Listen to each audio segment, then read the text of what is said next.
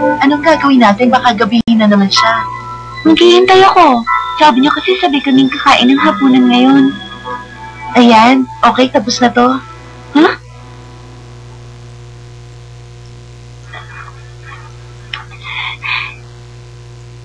Isang ibon? Tama, isa yung crane. Ang galing. Ang mga Japanese talaga magagaling.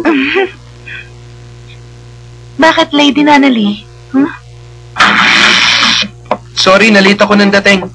Kuya, mabuti dumating ka na. Magandang gabi po, sir. Magandang gabi rin sa inyo, Nanali. Misayo ko. Alam niyo namang lahat na ang project na to ay isang malaking pagkakamali lamang. Kaya ang research na to ay tinatapos na namin. Oh, pero kumuha ako ng panibagong lugar sa may narita para sa inyo. Ilipat niyo ang lahat noon. Hanggat wala tayo naaalala sa mga nangyari. Hindi ako makapaniwalang iniwan namin mag-isa si Prinsipe Clovis sa palasyo. Maaari patawag nila ako pabalik sa palasyo at tanungin tungkol dito. At ang pangyayari yun, pag nalaman ng ating kamahalan na pumalpak ang eksperimentong ito. Mag-uumpisa na kami maglipat sa lalong madaling panahon. Alam mo, kuya, tinuturoan ako ni Misayo ko tungkol sa art ng origami. Ang isang papel kapag tinupi mo ng tama, pwede kang makagawa ng ibon, barko at kahit ano pa. Dahan-dahan lang. Hindi mo naman kailangan magsalita ng mabilis eh. Hindi naman ako aalis dito. Salamat, kuya. Pasensya na. Walang anuman, basta ikaw. Ang saya-saya ko. Kasi kagabi, kuya, alam mo, tinakot mo ako eh. Tinakot kita? Pasensya na. Marami lang talaga akong iniisip. Uy! Sabi nila, pag nakagawa ka ng 1,000 ibon gamit ang origami, matutupad ang wish mo. Kung may pangarap kang gustong matupad. Wala naman. Ikaw, meron ka bang gustong matupad na pangarap? Ang wish ko, sana maging mapayapa ang mundo. Kapag dumating ang panahon na nakakita ka ng muli, sigurado ako mangyayari yon. Talaga? Pangako yan. Ang totoo niyan, marami tayong kailangang pagdaanan sa hinaharap. Kinukup-kup kami ngayon ng mga Ashford, pero hanggang kailan ito tatagal? Pag nalaman nilang tunay naming katauhan, kahit si Rival, Shirley at ang iba pa, tatalikuran din kami. Kailangan kong gumawa ng isang mundo kung saan si Nanali ay matatahimik at magiging masaya.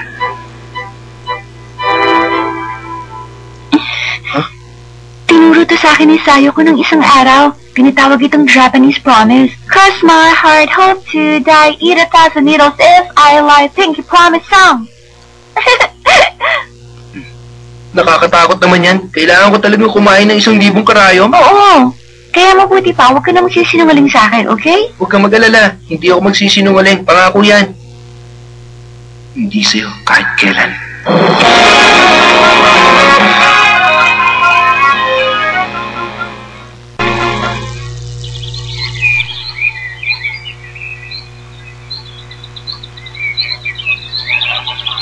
Ito lang ang alam kong panlaban sa kanila at hindi ko pa alam kung paano ito gamitin. Lanush! Ilang minuto na lang at mag-uumpisa na ang klase. Opo, sir. Sir, ano po bang topic ng essay ang isasama niyo sa susunod na exam? Ang humiliation of Edinburgh, ang transfer of capital at ang pinakahuli ay ang North and South War. Hindi pa nawawala. Sa makatuwid, hindi ito naglaho. Sir, ano po bang mga topic sa essay ang isasama niyo sa susunod na exam? Siguro dapat mag-aral ka mabuti. Ipagpatuloy mo lang ang ginagawa mo at magiging okay ang lahat. Yes, sir! Tama ang hinala. Isang beses ko lang magagamit ang kapangyarihan ito sa isang tao. Ano na? Kumusta naman ang pag-aaral mo dyan? Nakakatamad. Kahapon ang history class ang pinaka-nakakatamad. Baka naman pwede na akong bumalik dyan. Nasa red alert ang militar ngayon. Yan ka muna hanggang sa umayos ang lahat. Pero paano yung taong nagputos sa atin? Hindi mo siya pwedeng hanapin ng hanapin. Sa bagay, natutuwa si Naotong makita ka at makasama sa eskwela. Kalimutan mo muna si Juku sa ngayon. Tatawagin na lang kita. Shinjuku. Siguro nga tama siya. Huwag mong ipagkalatan tungkol sa Shinjuku. Parang yun ang boses nung nagputos sa amin. Una, ang mga maharlika ay talaga nakapag-aral. Binigyan nila ng malaking importansya ang pag-aaral at pagsasanay para makapagmulat ng mga magagaling na mga pinuno. At ang pangalawa, sila ay may mataas na antas ng pagkilala. Pero hindi ko masyado maalala ng mabuti para makasagot.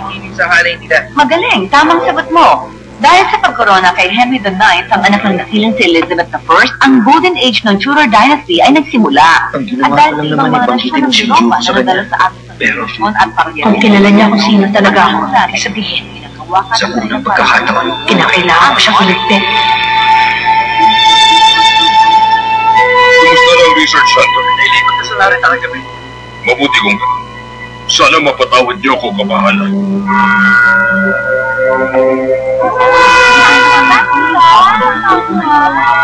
Uy, Lelouch!